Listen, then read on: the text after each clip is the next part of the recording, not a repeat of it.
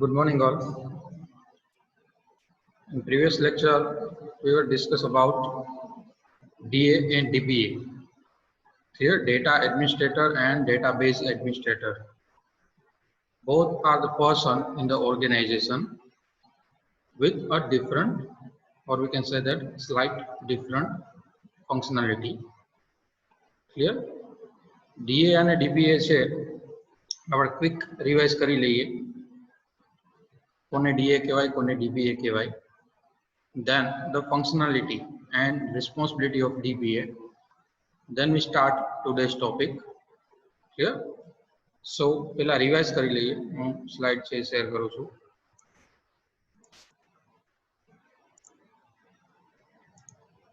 Okay, screen is visible.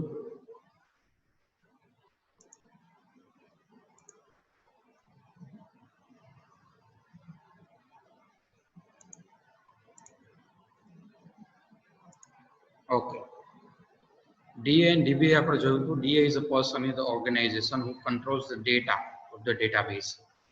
Database ની અંદર જે ડેટા હશે, જે before creating database analysis કરવાનો છે. That is the responsibility of data administrator. જે રિક્વાયરમેન્ટ છે કંપનીની, ઓર્ગેનાઇઝેશનની, એ પ્રમાણે જે એનાલિસિસ કરીને ડેટા ગેધર કરે છે, ડેટા કલેક્ટ કરે છે, that is the main responsibility of the data administrator. અને after the analysis and after the designing the database, actual database જ્યારે ડિઝાઇન થઈ જશે ત્યારે કઈ રીતે એ ડેટાને રિપ્રેઝન્ટ કરવો, કઈ રીતે મેન્ટેન કરવો, કઈ રીતે મેનેજ કરવો, that is the responsibility of database administrator. Database administrator શું કરશે કે actual data તમે સ્ટોર કરી લેશો, ક્લિયર, પછી એ ડેટા કઈ રીતે સ્ટોર કરવો, કઈ રીતે મેન્ટેન કરવો, કઈ રીતે રિપ્રેઝન્ટ કરવો, બરાબર, એ ડેટા ઉપર કયા કયા પ્રકારના રિસ્ટ્રિક્શન એટલે કે રૂલ્સ એ એપ્લાય કરવા, that is the responsibility of data administrator.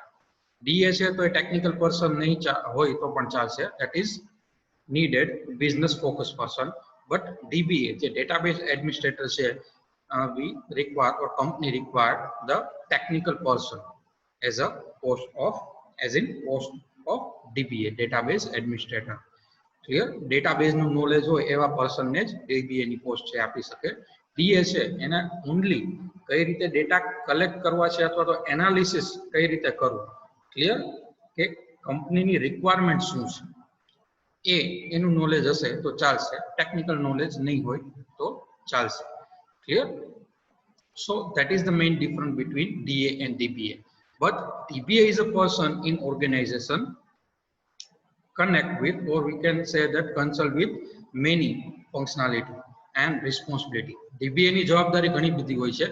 DA ની જવાબદારી ક્યાં સુધીની હોય છે? એનાલિસિસ કરશે, રિક્વાયરમેન્ટ પ્રમાણે ડેટા છે એ ગેધર કરશે, then help database administrator to design the database. That's it. પછી ડિઝાઇન થઈ ગયા પછી જ્યારે એકચ્યુઅલ ડેટા સ્ટોર કરી છે, મેન્ટેન કરી છે, બેકઅપ લે છે અથવા તો બીજી કોઈ પણ રિસ્પોન્સિબિલિટી છે, that is the responsibility of DBA. એ બધી રિસ્પોન્સિબિલિટી છે એ DBA ની છે. તો આપણે એના પછી જોયું હતું next function and responsibility of database administrator. એકવાર ક્વિક રિવાઇઝ કરી લઈએ. First of all, schema definition means overall logical structure of the database. Clear? Database structure, database જ્યારે ક્રિએટ કરી છે ત્યારે એનું લોજિકલ સ્ટ્રક્ચર છે. Logical structure means how the data is represent or used in the database. એને તમે logical structure કહી શકો. નેક્સ્ટ યુનિટની અંદર આપણે આ બે વસ્તુ આવશે કે લોજિકલ સ્ટ્રક્ચર કોને કહેવાય ડેટાબેઝનું અને ફિઝિકલ સ્ટ્રક્ચર કોને કહેવાય, ત્યારે આપણે ડીપમાં જોશું. But schema means overall logical structure of the database that is maintained by the DBA. Next છે storage structure and access method definition. How the data is actually stored into the database and how to access. Clear? Any access method એટલે કે કઈ કઈ રીતે data access કરવું અને કઈ રીતે સ્ટોર કરવું, that is the responsibility of DBA also. Then after defining security and integrity constraint, security છે એ ડિફાઇન કરવી, ડેટા છે એ કોઈ થર્ડ પાર્ટી યુઝર છે એક્સેસ ન કરી શકે એવી રીતે ઓથેન્ટિકેશન છે એ પ્રોવાઈડ કરવું. And the integrity constraint means one type of rules that apply on database. બરાબર, અમુક રૂલ છે ડેટા ઉપર એપ્લાય થશે કે એ જ પ્રકારનો ડેટા છે એ ઇન્સર્ટ થઈ શકે. જ્યારે તમે ટેબલની અંદર એકચ્યુઅલ ડેટા ઇન્સર્ટ કરશો ત્યારે તમે અમુક રૂલ્સ છે એના ઉપર ડિફાઇન કરી શકો કે આ પ્રકારનો ડેટા છે એ ઇન્સર્ટ થવો જોઈએ. ફોર એક્ઝામ્પલ, કોઈ એવું ટેબલ છે એની અંદર તમારે એવો ડેટા ઇન્સર્ટ કરવો છે કે ભાઈ આ કોઈ એમ્પ્લોય છે એની સેલેરી છે, બરાબર. તો સેલેરી ટર્મમાં કંપની એવી કન્ડિશન રાખેલી છે કે સેલેરી છે એ મોર ધેન 5000 છે એ બધાની હશે. તો જ્યારે ઇન્સર્ટ કરવાનો થાય ડેટા ત્યારે બિલો 5000 નો ઇન્સર્ટ થાય એવો તમે રૂલ એપ્લાય કરી શકો. ક્લિયર? તો આ પ્રકારના ઘણા બધા રૂલ્સ છે that is apply on database. એને ઇન્ટિગ્રિટી કન્સ્ટ્રેન્ટ કહી શકાય. તો that is the responsibility of DBA2. Then granting of authorization for data access, એટલે કે ડેટા એક્સેસ કરવાનું જે ઓથોરાઇઝેશન છે, ઓથેન્ટિકેશન છે એ પણ ગ્રાન્ટ કરે છે, એટલે કે પરમિટ કરે છે અલગ અલગ યુઝરને, અલગ અલગ એમ્પ્લોયને. કયા એમ્પ્લોયને, કયા યુઝરને કયો ડેટા એક્સેસ કરવો, that is assigned by the DBA. Then assisting application programmer છે એને અસિસ્ટ કરે છે. કોઈ પણ નવું ફીચર ફંક્શનાલિટી છે એના રિલેટેડ એપ્લિકેશન પ્રોગ્રામર બનાવવો છે તો એને પણ DBA છે એ હેલ્પ કરશે આ એપ્લિકેશન પ્રોગ્રામરને. Then મોનિટરિંગ પરફોર્મન્સ, જે ઓવરઓલ પરફોર્મન્સ છે કોઈ પણ કંપની છે, બરાબર, એનું એમ્પ્લોય છે, મેનેજર લેવલનું છે અથવા તો કોઈ પણ કંપનીની અંદર વર્ક કરતો વર્કર, ક્લિયર, એનું જે પરફોર્મન્સ છે એ પરફોર્મન્સનું મોનિટરિંગ છે, ઓબ્ઝર્વેશન છે એ પણ કોણ કરશે? DBA કરશે. Clear? Then backup and recovery. હવે ડેટાબેઝ સેન્ટ્રલી સ્ટોર છે, મે બી ક્યારેક એવું થાય કે કોઈ પણ ફેલ્યોરના કારણે સેન્ટ્રલી સ્ટોર એક જ જગ્યાએ છે, એ સર્વર છે એમાં કઈ ફેલ્યોર આવ્યું તો ડેટા છે એ લોસ થઈ જશે. ક્લિયર? તો એના માટે જે પિરિયોડિકલી બેકઅપ લેવું પડે છે, that is the responsibility of DBA2. બરાબર, એટલે જ્યારે પણ લોસ થાય ડેટા અથવા તો ફેલ્યોર આવે ત્યારે એ રિકવર કરી શકે ઇઝીલી. તો બેકઅપ લેવું અને ડેટા લોસ થાય ત્યારે રિકવર કરવું ડેટાને, that is also responsibility of DBA. Clear? This is the most IMP question as per your final GTU exam, function and responsibility of database administrator. ચાલો, આ આપણે પ્રીવિયસ લેક્ચરમાં જોયું હતું, બરાબર. આજનો જે ટોપિક છે that is metadata. First one is metadata. તો metadata કોને કહેવાય? Metadata is the data about data. Data about data means કે જ્યારે ડેટાબેઝ ની અંદર આપણે એકચ્યુઅલ ટેબલ છે એ ક્રિએટ કરવું છે. ટેબલ મીન્સ સપોઝ કે મારે સ્ટુડન્ટ રિલેટેડ ઇન્ફોર્મેશન છે એ ગેધર કરવી છે, તો સ્ટુડન્ટ છે એને આપણે એક ઓબ્જેક્ટ કહી શકીએ અથવા તો એક ટેબલ નું નામ કહી શકીએ કે જેનું વિશે, જેને રિલેટેડ આપણે ડેટા છે એ ટેબલ ની અંદર ઇન્સર્ટ કરવો છે. ક્લિયર? તો એ ટેબલ જ્યારે આપણે ક્રિએટ કરી છે તો એ ટેબલનું નામ, સપોઝ મેં સ્ટુડન્ટ ટેબલ નામ રાખ્યું તો એ સ્ટુડન્ટ એ ટેબલનું નામ થશે. Clear? Than after column name. Column name એટલે સ્ટુડન્ટ ની અંદર આપણે કઈ કઈ ઇન્ફોર્મેશન જોઈ છે. સે ફોર એક્ઝામ્પલ મારે સ્ટુડન્ટ આઈડી છે, નેમ છે, એડ્રેસ છે, બરાબર, મોબાઈલ નંબર છે, કોન્ટેક્ટ નંબર છે, ઈમેલ આઈડી છે, એ બધી ઇન્ફોર્મેશન જોઈ છે તો એને કોલમ નેમ કહી શકાય અથવા તો તમે ફિલ્ડ કહીશું. બરાબર, આની પહેલા આપણે ફિલ્ડની ડેફિનેશન જોઈ હતી, અથવા તો ડેટા આઇટમ તમે કહી શકો. આમાં ઘણા બધા નામ છે, બરાબર. જ્યારે આપણે જે ટર્મનો યુઝ કરવાનો છે એ તમને કહીશ. તો ટેબલ છે એ કલેક્શન ઓફ રો અને કોલમનું છે, બરાબર. તો જ્યારે આપણે કોઈ પણ ટેબલ ડિફાઇન કરી છે, સપોઝ મારે સ્ટુડન્ટ નામનું ટેબલ બનાવવું છે તો એની અંદર જે student ID, name, mobile number, address એ એનું કોલમ થશે. તો એ કોલમનું નામ આપણે ડિફાઇન કરી છે. ફર્સ્ટ ઓફ ઓલ પહેલા આપણે ટેબલનું નામ ડિફાઇન કરી છે, ધેન આફ્ટર કોલમનું નામ, than after data type and size of the particular field of the particular column. હવે ડેટા ટાઈપ અને સાઇઝ ની શું કામ રિક્વાયરમેન્ટ પડે? કારણ કે ટેબલ ની અંદર જે ડેટા આપણે ઇન્સર્ટ કરવાનો છે એ અલગ અલગ ફોર્મેટનો ડેટા હોઈ શકે, બરાબર. ઇમેજ હોઈ શકે, પછી ઓડિયો ફાઇલ હોઈ શકે, વિડિયો ફાઇલ હોઈ શકે, અથવા તો ટેક્સ્ટ ઇન્ફોર્મેશન હોઈ શકે. હવે ટેક્સ્ટ ઇન્ફોર્મેશન છે એની અંદર પણ અલગ અલગ પ્રકારના તમે નંબર ઇન્સર્ટ કરી શકો, પછી કેરેક્ટર ઇન્સર્ટ કરી શકો, અથવા તો નંબર અને કેરેક્ટર બે ઇન્સર્ટ કરી શકો, ડેટ ઇન્સર્ટ કરી શકો, એટલે ડિફરન્ટ ટાઈપ્સ ઓફ ડેટા તમે કહી શકો, બરાબર. તો એના માટે આપણે અલગ અલગ ડેટા ટાઈપ છે એ ડિફાઇન કરવા પડે કે whether you want to insert number or character or date. Clear? તમારે કઈ ટાઈપનો ડેટા છે એ સેટ કરવો છે એના માટે અલગ અલગ DBMS ની અંદર અથવા કોઈ પણ લેંગ્વેજ તમે લઈ લ્યો એની અંદર ડેટા ટાઈપ તો હશે. જેમ કે તમે C અને C++ માં જોવો છો, ઇન્ટીજર છે, ફ્લોટ છે, ડબલ છે, તો એ બધું શું થશે? ડેટા ટાઈપ થશે. ઇન્ટીજર હશે તો તમે ન્યુમેરિક વેલ્યુઝ ઇન્સર્ટ કરી શકશો, બરાબર. કેરેક્ટર તમારે કરવું હશે તો કેરેક્ટર અને સ્ટ્રિંગ છે એનો તમે યુઝ કરશો. જો પોઇન્ટિંગ વેલ્યુ લેવી હશે તો તમે ફ્લોટ નો યુઝ કરશો. તો these are the data type of particular table, particular data. પછી જે સાઇઝ, એટલે કે તમે જ્યારે ડેટા ટાઈપ ડિફાઇન કરો છો ત્યારે સાઇઝ પણ ડિફાઇન કરો છો. સે ફોર એક્ઝામ્પલ C++ માં તમે ઇન્ટીજર 2, કોઈ પણ ઇન્ટીજર વેરિયેબલ લીધો અને એની સાઇઝ ડિફાઇન કરો છો 2, બરાબર. તો એનો મીનિંગ શું થાય છે કે એટલી બાઇટ છે એ વેરિયેબલ, પર્ટિક્યુલર વેરિયેબલ છે એ રોકશે. તો અહીંયા પણ એ જ વસ્તુ થશે કે પર્ટિક્યુલર તમે કંઈ પણ કોલમ છે એને ડેટા ટાઈપ અસાઇન કરો છો તો એની સાઇઝ શું હશે એ તમારે ડિફાઇન કરવું પડશે. જો તમે કેરેક્ટર આપો છો, કેરેક્ટર એન્ટર કરવા છે તો કેટલા કેરેક્ટર તમારે એન્ટર કરવા દેવા છે, બરાબર, એની પર્ટિક્યુલર સાઇઝ. પછી ન્યુમેરિક વેલ્યુ તમારે એન્ટર કરવી છે તો એની પણ સાઇઝ તમારે ડિફાઇન કરવી પડશે. That is the size. Clear. Constraint એટલે રૂલ્સ, આપણે પહેલા પણ કીધું હતું તમને. અને નેક્સ્ટ આપણે જે થર્ડ યુનિટ ચાલુ કરશું એની અંદર પણ આપણે જોશું ડિટેલમાં કે કન્સ્ટ્રેન્ટ કોને કહેવાય. Constraint means one type of rule that is apply on database or data of database. Then after authorized user. Authorized user એટલે કે જે પર્સન છે એ ડેટાબેઝ એક્સેસ કરવા માટે ઓથોરાઇઝ છે, વેલિડ છે, એને તમે ઓથોરાઇઝ યુઝર કહી શકો. Then after user access privilege એટલે કે કયા યુઝરને કયો ડેટા એક્સેસ કરવાનો પ્રિવિલેજ છે. પ્રિવિલેજ એટલે right to access the data for any table is called metadata for that table. It means કે તમે જ્યારે એકચ્યુઅલમાં ડેટા છે એ ક્રિએટ કરવો છે, ડેટાબેઝ ક્રિએટ કરવો છે, બરાબર. એની અંદર અલગ અલગ ટેબલ તમે ક્રિએટ કરો છો. એ ટેબલનું નામ, કોલમનું નામ, એનો ડેટા ટાઈપ, સાઇઝ, કન્સ્ટ્રેન્ટ એટલે કે રૂલ એ ડેટાબેઝ ઉપર તમે એપ્લાય કરો છો. એ ઓથોરાઇઝ યુઝર એક્સેસ પ્રિવિલેજ, આ બધી વસ્તુ છે, બરાબર. કોઈ પણ એક ટેબલની આ બધી વસ્તુ છે એને તમે મેટાડેટા કહી શકો એ ટેબલ માટે.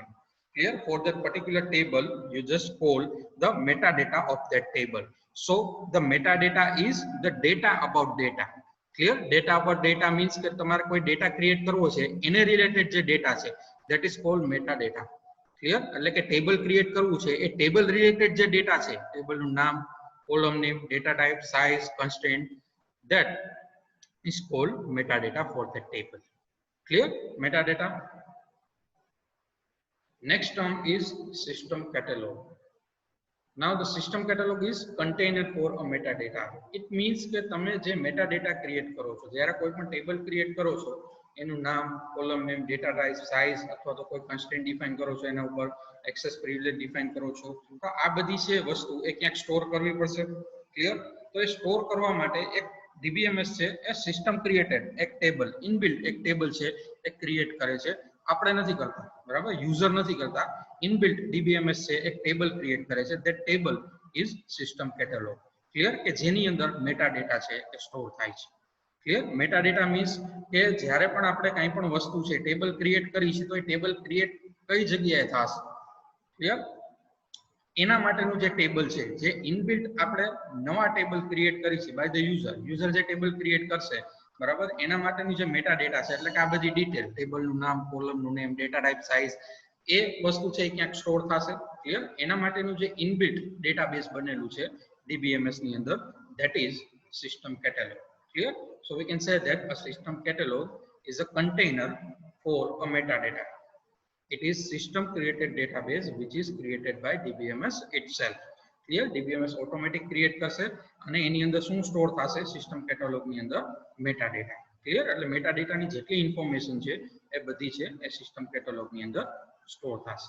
એક ઇનબિલ્ટ સિસ્ટમ ક્રિએટેડ ડેટાબેઝ છે સિસ્ટમ કેટેલોગ.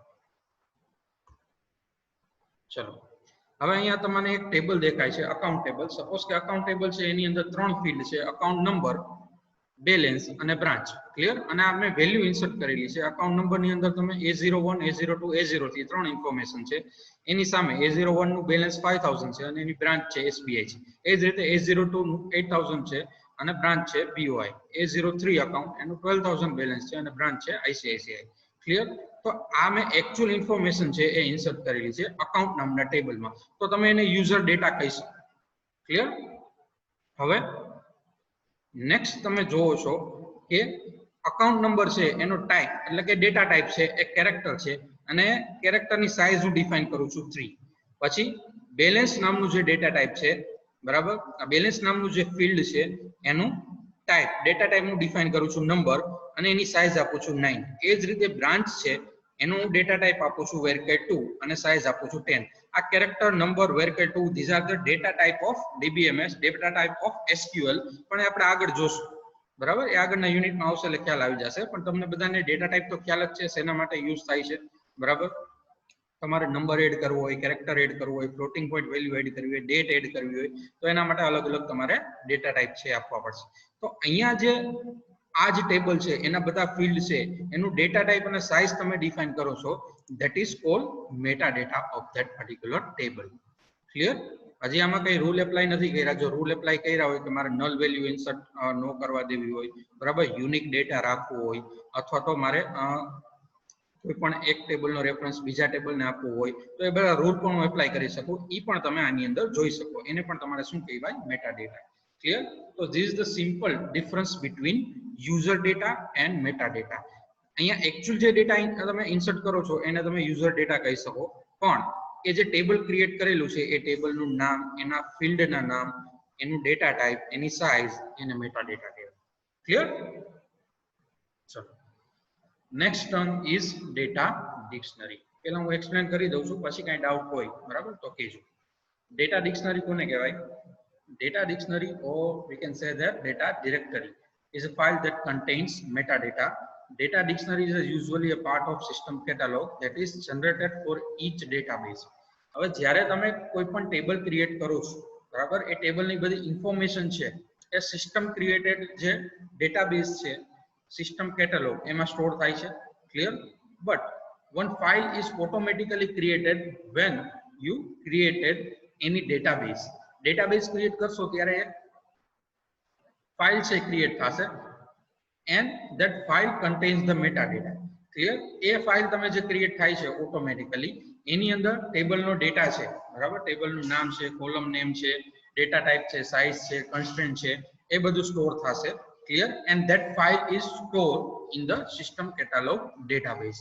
સો આપણે ડેટા ડિક્શનરી કહી શકીએ કે that is usually a part of system catalog. એટલે એક પ્રકારની ફાઇલ છે that is automatically stored in system catalog.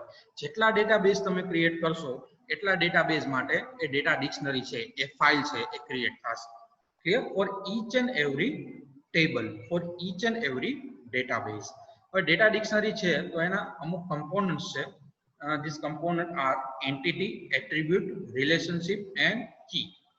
આ ટર્મ છે અત્યારે હું તમને સમજાવું છું, બરાબર, બટ આપણે જે 6 લાસ્ટ યુનિટ છે ER ડાયાગ્રામ વાળું, એની અંદર હું તમને ડિટેલમાં સમજાવીશ, પણ બ્રીફ ઇન્ટ્રોડક્શન તમને આપી દઉં. એન્ટિટી કોને કહેવાય? એન્ટિટી એટલે વન ટાઈપ ઓફ ઓબ્જેક્ટ કહી શકાય. 1 minute student.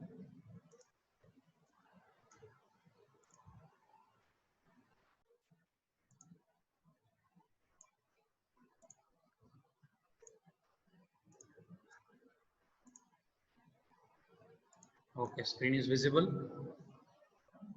Okay, then. So entity કોને કહેવાય? Entity is a thing or object. એક પ્રકારનો ઓબ્જેક્ટ કહી શકાય કે આપણે કોઈ પણ બીજા ઓબ્જેક્ટ સાથે ડિફરન્શિએટ કરવું હોય, બરાબર. ફોર એક્ઝામ્પલ, આપણે કોઈ એક ટેબલ, મેં તમને કીધું કે સ્ટુડન્ટનું ટેબલ છે એ મારે ક્રિએટ કરવું છે, બરાબર, તો એ સ્ટુડન્ટ છે એને તમે એક એન્ટિટી કહી શકો. If I want to create information or collect the information related to employee, તો એમ્પ્લોયી ને એક હું એન્ટિટી કહી શકું, બરાબર, કે જે ઓબ્જેક્ટ વિશે મારે ઇન્ફોર્મેશન છે ગેધર કરવી છે, બરાબર, એ ઓબ્જેક્ટને તમે એન્ટિટી કહી શકો. અને એ એન્ટિટી છે એ બીજા એન્ટિટી કરતા કેવી છે? ડિફરન્ટ છે. સપોઝ આપણે એક મોડ્યુલ લઈ લઈએ કે સપોઝ એક ડેટાબેઝ ક્રિએટ કરવો છે કોલેજ રિલેટેડ, તો એમાં સ્ટુડન્ટ છે, પછી સ્ટાફ છે, અલગ અલગ બ્રાન્ચ છે, બરાબર, સ્પોર્ટ્સ હોય, લાઇબ્રેરી હોય, તો આ બધા અલગ અલગ મોડ્યુલ છે, બરાબર, એને તમે એન્ટિટી કહી શકો. અને એ એન્ટિટી છે એ બીજી એન્ટિટી કરતા કેવી છે? અલગ છે. ક્લિયર? હવે સપોઝ એ એન્ટિટી છે એની મારે ઇન્ફોર્મેશન, સપોઝ કે સ્ટુડન્ટ એન્ટિટી છે, બરાબર, તો student ID, student name, address, એ બધા એના ફિલ્ડ છે, એને આપણે એટ્રીબ્યુટ કહી શકીએ. ક્લિયર? આ ટર્મ છે SQL ની અંદર અલગ ટર્મ હશે. SQL માં તમે ફિલ્ડ કહી શકો, બરાબર, પછી ટેબલ નેમ કહી શકો, બટ જે રિલેશનલ ડેટાબેઝ આવશે એની અંદર તમે ટેબલ છે એને એન્ટિટી કહી શકો, એના ફિલ્ડ છે એને એટ્રીબ્યુટ કહી શકો. ક્લિયર? એ જ્યારે ડિટેલમાં આવશે ત્યારે પાછું આપણે રિપીટ કરશું. Than relationship. રિલેશનશિપ એટલે શું કહેવાય? સપોઝ કે બે ટેબલ છે એને આપણે કનેક્ટ કરવા હોય, રિલેટ વિથ ઈચ અધર, બરાબર, તો એને રિલેશનશિપ કહેવાય. બે ટેબલ છે એને રિલેટ કરવા મીન્સ કે એક ટેબલની ઇન્ફોર્મેશન છે એ બીજા ટેબલની અંદર રિફર થતી હોય, બરાબર, તો એને રિલેશનશિપ કહેવાય. ડિટેલમાં આપણે જોશું એટલે ચિંતા ન કરતા, ત્યાં ન સમજાય તો clear. Then the last component of data dictionary is key. Key એટલે શું થાય? One type of field by using we just identify a record in a table or database uniquely. બરાબર, કોઈ પણ ડેટાબેઝ નો રેકોર્ડ છે અથવા ટેબલ નો record છે uniquely આપણે આઈડેન્ટિફાઈ કરવું હોય તો એના માટે અલગ અલગ કી છે એ યુઝ થાય છે. there are many types of key is available. એ પણ આપણે ડિટેલમાં આગળ જોશું કે કઈ કઈ ટાઈપની કી છે એ અવેલેબલ હોય છે અને આપણે કઈ રીતે ટેબલની અંદર એ કી છે એનો યુઝ કરશું. Clear? So these are the main component of data dictionary. Entity એટલે કે તમે ટેબલ નેમ કહી શકો, એટ્રીબ્યુટ એટલે કે જે ટેબલના ફીલ્ડ, સપોઝ સ્ટુડન્ટ ટેબલ છે, બરાબર, તો એ સ્ટુડન્ટ જેનો આપણે જેને રિપ્રેઝન્ટ કરવું છે, જેની ઇન્ફોર્મેશન જોઈ છે એને તમે એન્ટિટી કહો. પછી એ સ્ટુડન્ટનું આઈડી છે, નેમ છે, એડ્રેસ છે, જે ઇન્ફોર્મેશન આપણે એડ કરવાની છે ટેબલમાં એને તમે એટ્રીબ્યુટ કહી શકો. હવે સપોઝ સ્ટુડન્ટ ટેબલ છે એને સ્ટાફ સાથે રિલેટ કરવું હોય, બરાબર, તો સ્ટુડન્ટ ટેબલનું આપણે રેફરન્સ સ્ટાફમાં આપવો પડે, તો ધેટ ઇઝ કોલ્ડ રિલેશનશિપ, બરાબર, એને રિલેશનશિપ કહેવાય. પછી સપોઝ મારે એવું કરવું છે કે સ્ટુડન્ટનો જ્યારે હું આઈડી અથવા તો એનરોલમેન્ટ નંબર એડ કરું ત્યારે યુનિક જ એડ થવો, તો એના માટે આપણે એક ફિલ્ડ એવું એ ટેબલની અંદર, એ એન્ટિટીની અંદર એપ્લાય કરવું પડે, એને તમે કી કહી શકો. Clear? Key is one type of field in the database or table by using we just identify record uniquely. Clear? એક એક્ઝામ્પલ આપું છું એનાથી આપણે સમજવાની ટ્રાય કરીએ. Understand entity, attribute and relationship using sample ER diagram. ER diagram એટલે entity relationship diagram. તમે આ જોઈ શકો છો, આ જે સ્ટુડન્ટ છે that is one entity. પછી આ કોલેજ છે that is also one entity. હવે સપોઝ કે અહીંયા સ્ટુડન્ટ આઈડી છે, સ્ટુડન્ટ એડ્રેસ છે, સ્ટુડન્ટ નેમ છે, this information is related to student, બરાબર, તો એના એટ્રીબ્યુટ કહી શકો તમે. આ સ્ટુડન્ટ એન્ટિટી અને આ આઈડી, એડ્રેસ, નેમ એ એની એન્ટિટી થશે, સોરી એટ્રીબ્યુટ થશે. એ જ રીતે કોલેજ છે તો આ કોલેજ આઈડી, કોલેજ નેમ છે એ કોલેજ નામની એન્ટિટી છે એના એટ્રીબ્યુટ થશે. હવે આ સપોઝ મારે આ બે ટેબલ સ્ટુડન્ટ અને કોલેજ, સોરી બે એન્ટિટી છે એને મારે રિલેટ કરવી છે, કમ્બાઈન કરવી છે, તો એક રિલેશનશિપ આપી એને કમ્બાઈન કરી શકીશ. સપોઝ અહીંયા રિલેશનશિપમાં આપેલી છે સ્ટુડન્ટ સ્ટડી ઇન કોલેજ, તો જે આ સ્ટડી ઇન મેં આપેલું છે that is called relationship between student and college entity. Clear? This is the simple diagram to understand entity. આ જે સ્ટુડન્ટ અને કોલેજ છે એન્ટિટી, પછી આ એના એટ્રીબ્યુટ થશે, આ કોલેજના એટ્રીબ્યુટ, આ સ્ટુડન્ટના attribute, and the study in is a relationship between student and college entity. Clear? જો નો સમજાણું હોય તો આપણે 6 યુનિટ આખું ER ડાયાગ્રામ માં આવશે ત્યારે સમજાઈ જશે. ક્લિયર? ઓકે, નેક્સ્ટ આગળ વધીએ. The last term of this unit is data warehouse.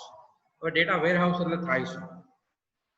હવે સિસ્ટમની અંદર આપણે ડેટાબેઝની અંદર બે પ્રકારનો ડેટા છે એ સ્ટોર કરતા હોય છે. એક તો ઓપરેશનલ ડેટા, બરાબર. ઓપરેશનલ ડેટા એટલે આપણે જે day to day operation perform કરતા હોય, સપોઝ કે ઇન્સર્ટ કરવો કોઈ પણ નવો ડેટા, પછી ઓલરેડી છે ડિલીટ કરવો, એડિટ કરવો, મોડિફાઈ કરવો. ક્લિયર? એ ઓપરેશનલ ડેટા થયા. But second type of data is decision making data. Decision making data એટલે કેવો પ્રકારનો ડેટા કે ભાઈ અમુક એમ્પ્લોય છે જ્યારે એનરોલ થાય છે તો એની ઇન્ફોર્મેશન છે એ સ્ટોર કરી આપણે, અથવા તો કોઈ એમ્પ્લોય છે રિલીવ થાય છે તો એ રિલીવ માટેની ઇન્ફોર્મેશન છે આપણે એડિટ અથવા તો ડિલીટ કરી છે, અથવા તો એવી કોઈ પણ પ્રકારની ઇન્ફોર્મેશન જે ડેઈલી બેસિસ ઉપર યુઝ નથી થતી. ડિસિઝન મેકિંગ ડેટા એટલે એવો ડેટા અથવા તો એવા ઓપરેશન થશે કે જે ડેઈલી બેસિસમાં યુઝ નથી થતા, કાં તો મંથલી કાં તો yearly by the organisation. Operational data એટલે કે જે મેઇનલી ઓપરેશનલ ડેટા છે એના દ્વારા હેન્ડલ થાય છે, બરાબર, decision making data.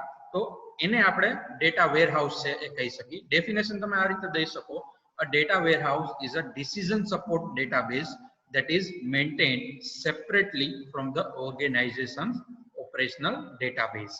It means શું થશે? ડેટા વેરહાઉસ એટલે કેવો ડેટા થશે કે જે ડેઈલી બેસિસમાં તમે યુઝ નથી કરતા, ક્યારેક જ યુઝ કરવો હશે, બરાબર. ક્યારેક ઓર્ગેનાઇઝેશન એવા ડિસિઝન લેવા હોય, બરાબર. તો એ પ્રકારનો ડેટા છે એ ડેટા વેરહાઉસ ની અંદર સ્ટોર હશે. Ready. Data store in a data warehouse having following characteristic, કે ભાઈ ડેટા વેરહાઉસ ની અંદર ડેટા સ્ટોર હશે, બરાબર. એની કેરેક્ટરિસ્ટિક કેવી હશે? That is subject oriented. Subject oriented means a major subject or major topic of organisation, કે જે અમુક જ સમયે એના ઉપર છે એ ઓપરેશન પરફોર્મ કરવાના થાય. Clear? Not in a daily basis. એટલે કોઈ એવો મેજર ટોપિક અથવા તો મેજર સબ્જેક્ટ હશે, બરાબર, એવો જ ડેટા વેરહાઉસ ની અંદર સ્ટોર હશે. સો the data is subject oriented. Then after integrated, so the data stored in data warehouse is integrated, means correct and valid. બરાબર. ઇન્ટિગ્રેટેડ તો બધાને ખ્યાલ જ છે. સો data should be integrated which is stored in data warehouse. The next term is time variant. Time variant એટલે શું થશે કે ડેટા છે, બરાબર, કઈ પ્રકારનો ડેટા છે એ સ્ટોર હશે આ ડેટા વેરહાઉસ ની અંદર. સપોઝ કોઈ પણ કંપનીની ઇન્ફોર્મેશન આપણે જોતી હોય કે ભાઈ કંપની છે, બરાબર, એના એમ્પ્લોય છે એ કેટલો ટાઈમ થી વર્ક કરે છે, અથવા તો કંપની છે એ ક્યારે સ્ટાર્ટઅપ થઈ છે, બરાબર. એટલે તમારે વીકલી, મંથલી, યરલી કોઈ પણ ઇન્ફોર્મેશન છે એ જોતી હોય, બરાબર, તો એના માટે છે એ ઇન્ફોર્મેશન છે એ તમે ડેટા વેરહાઉસ માંથી ગેધર કરી શકો. ક્લિયર? સો ડેટા વેરહાઉસ નો ડેટા છે એ ટાઈમ વેરિયન્ટ છે, એટલે કે history of the company, history of the employee તમારે જોતી હોય તો એ ડેટા વેરહાઉસ ના ડેટામાંથી તમે લઈ શકો. And the fourth and last term is data in data warehouse is non-volatile.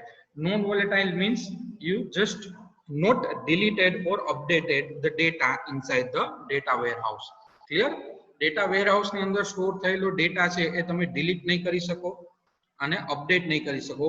New જે ડેટા હશે ઇન્સર્ટ કરી શકશો.